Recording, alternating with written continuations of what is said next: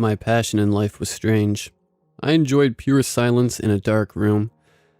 I enjoyed looking over my shoulder to see if something was following me. I enjoyed switching off the light and watching the darkness of that room for too long. My favorite, above all, was when a noise could be heard in an abandoned building. I would shout hello as if to start a conversation. These were the things I enjoyed when I made a hobby out of exploring spooky places. Haunted mansions, asylums, abandoned theme parks, etc., etc. Horror movies were just not scary enough for me. However, this hobby came to an end on the 19th of February 2010, when I was on the phone with an art collector by the name of Derek Ryan. I hear on your website that the art gallery was closed down, I said with a slight eagerness in my voice. And that it was part of your stately home. The rumors said that it had been haunted and someone died there. A woman by the name of Helen Corbett? Little did I know, that name would haunt me for the rest of my life. The man was silent, shy, perhaps, which came across as odd. Old photos of him on the internet indicated that he was exuberant, full of life, an extremely confident man. No, he said very quietly.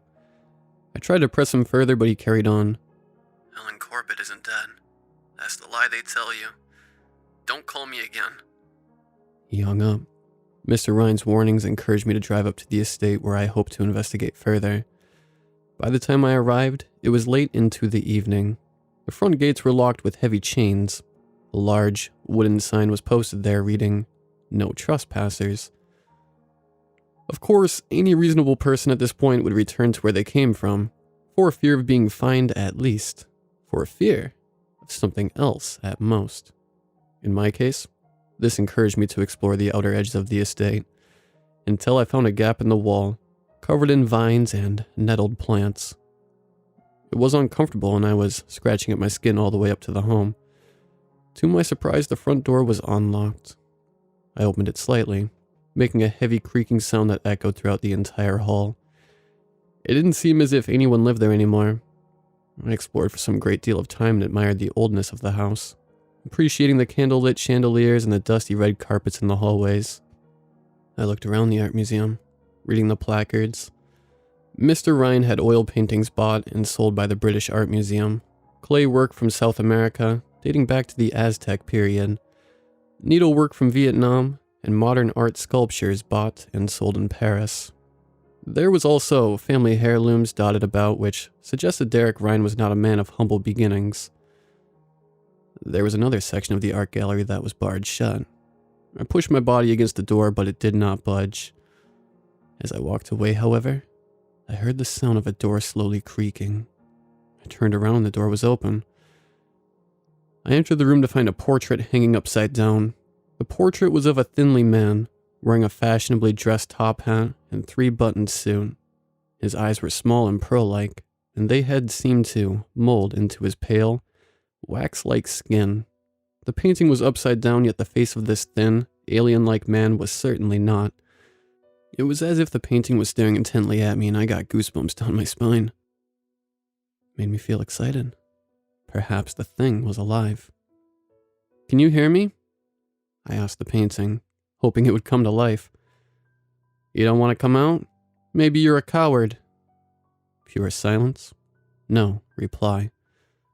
The placard read, "The Upside Down Man. I found this piece in a silk market in Arsakir, India. The merchant told me that the artist was unknown, and that the only information about the work was this. A gentleman from the upside down world came in through an upside down door." I was on my way out of the room when I suddenly stopped. I turned around to see if the painting had moved. It hadn't, but I got excited from the idea that it would. I spent the night in one of the rooms on the second floor. It seemed to me that the place was completely abandoned, and I had no reason to suspect that I would be punished for trespassing. I spent the evening in bed, watching horror films with the lights off to help me get in the mood. It wasn't working, and I had soon grown bored. I decided to return to the art gallery, and to my delight, the upside-down man in the painting was no longer there. I wondered with excitement as to where he had gone. I knew, there and then, that Mr. Ryan's estate was haunted, and that whatever happened to Helen Corbett was related to the Upside Down Man. I returned to my bedroom, and that was when I found him. I could see him on the edges of the TV light, a dark shadow hanging on the ceiling. Maybe it was the wardrobe. I had hoped not. I kept staring into the darkness from the other side of the room, close to the window. I kept staring at him, lingering there with complete stillness. The shadow looked like a human, a really thin, upside-down human. My heart was racing. I realized I was a little scared, so I challenged myself. I slowly walked towards him. "Hello? What's your name? Are you the man in the upside-down painting?" He moved into the TV light. I could see him more clearly now. He was smiling back at me. He was an unsettling man with a body twice the size of an average human torso, with arms and legs that were double that length. He was fashionably dressed in a black suit and a top hat. His eyes were small and pearl-like, just like the man in the painting. He was attached to the ceiling, as if he were standing on it. Yet the most terrifying part of the upside-down man was his face. His eyes, nose, mouth, and ears were the right way up, and everything else was upside down. Getting too close was my biggest mistake. The upside-down man wailed at me. He almost sounded like a train siren. I felt a strange sensation on my face as if he were sucking on it.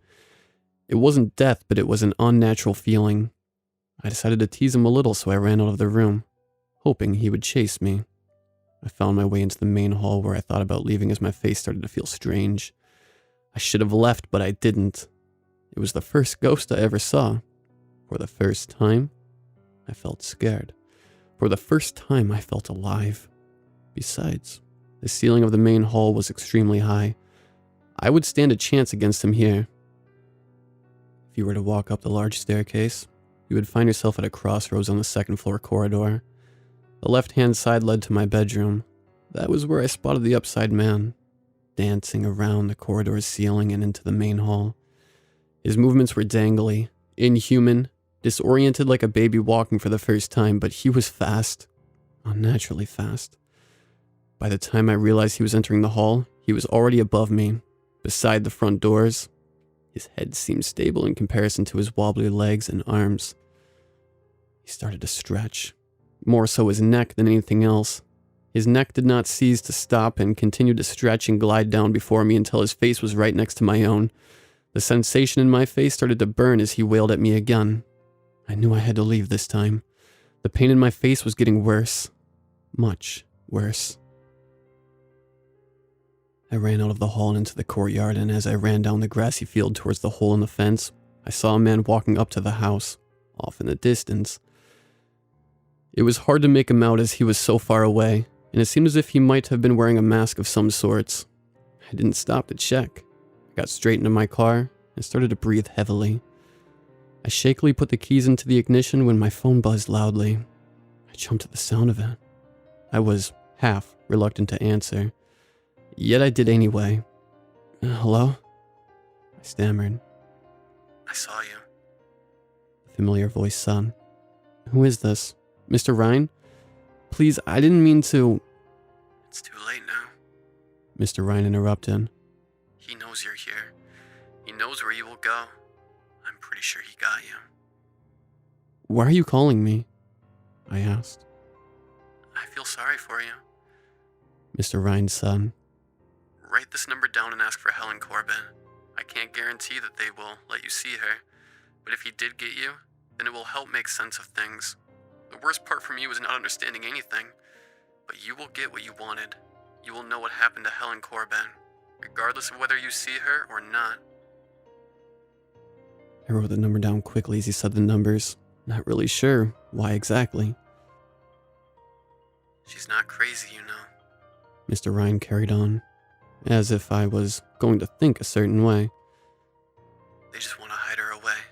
Everybody wants to hide, even me." Then Mr. Ryan hung up without saying goodbye. I sighed heavily and looked out of the car window.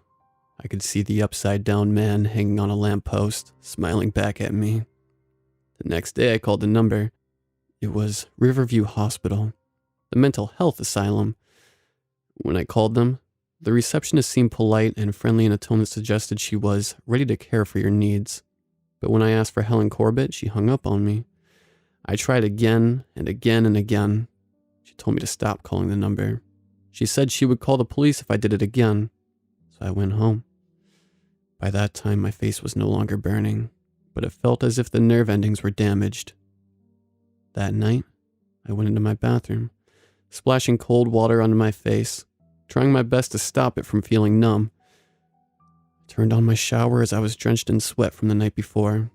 The steam filled the room and my skin felt sticky from the heat.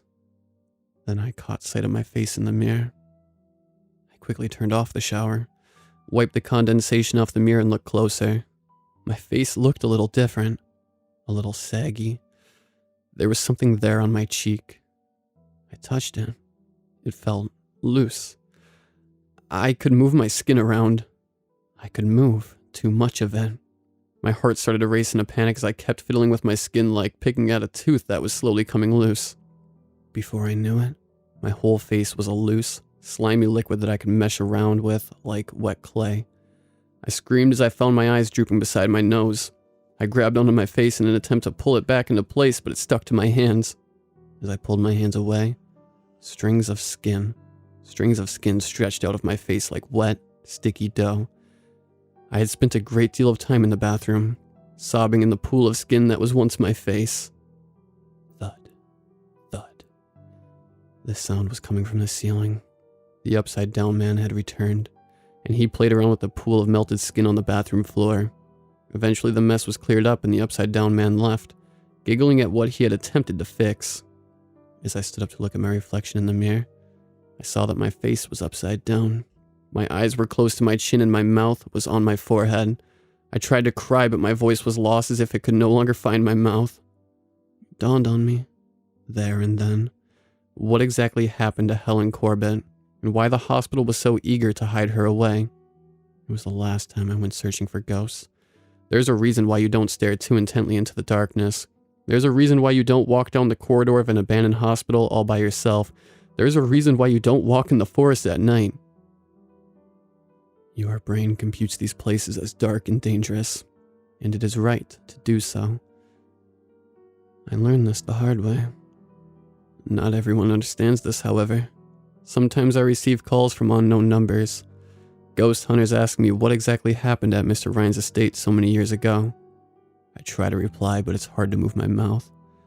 My words are slurred and incoherent, but I tell them to never call me again.